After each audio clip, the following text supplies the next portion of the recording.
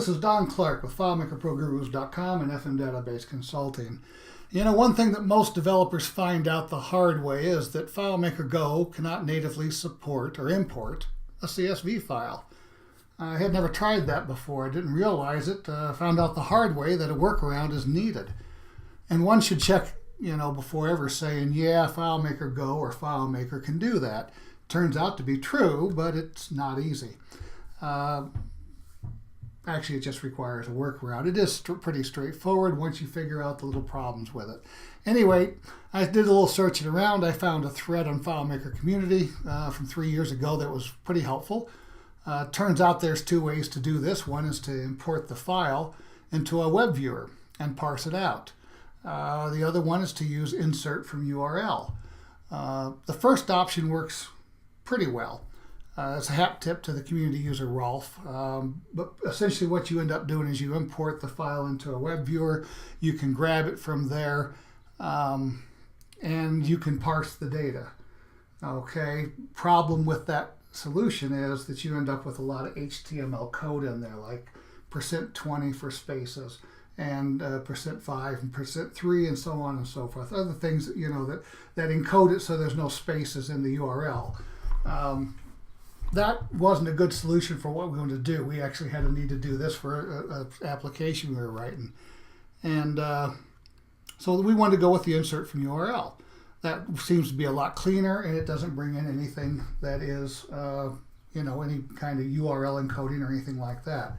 So what we have here on our iPad is a thing that does that. So we got insert CSV from URL, and you can see that it grabbed the contact import template CSV from the file of the container field there, right here.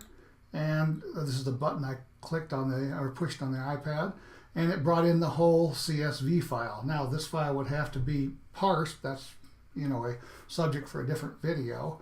It's not hard to parse a CSV file. And then we can also parse the data we pull in the same way if we pull it in this way. So not only the CSV, but that we can pull it in. This is just the template thing, but we can do multiple records this way by looping through them.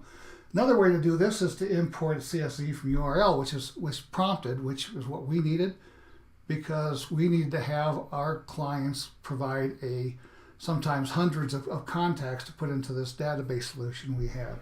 So we push this button right here, and it asks us for the file we want to import, and that's the contact import template CSV. And as you can see, it pulls it right in, and from there we could go ahead and parse this out. We got a button here just to clear variables as well. So that's how it works on FileMaker Go. Let's take a look at what happens on FileMaker. We can take a little look behind the scenes here. Okay, here's our scripts. And this is the first button we ran, the insert CSV from URL. Pretty much we're setting a variable path, get documents path, and we're going to use the container field in this instance. Getting the container attribute file name right here. Okay, and then we're going to export that to the path. And then we're going to, if we're on FileMaker Go, we're going to use this command here. And there's going to be a difference between this command and the one for the Mac. For FileMaker Go, what you have to put in here is this right here, colon or double quote file, colon / another double quote. And then we have the path variable. And I left that as global variables so that we could see them on the layout when we were done.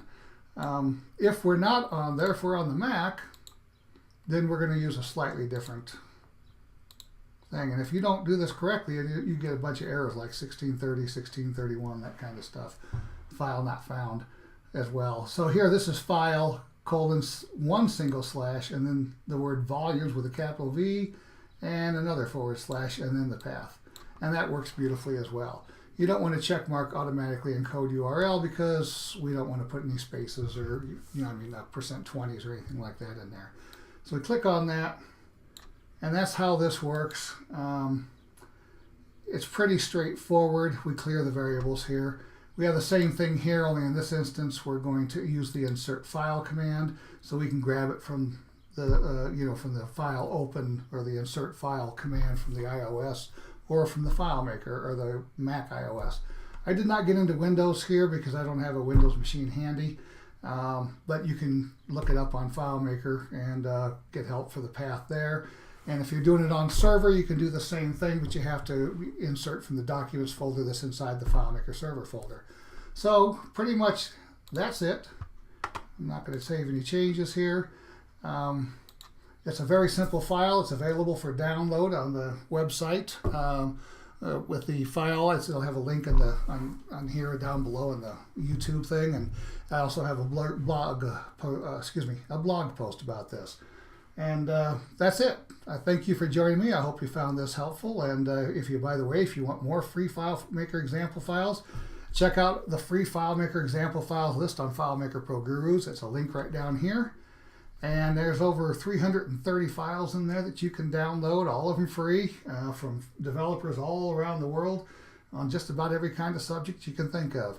So, and if you need some FileMaker development help, just go ahead and click there and it'll take you to my website where you can go ahead and fill out a form or give me a phone call. Thanks very much for joining me today, and I'll talk to you soon.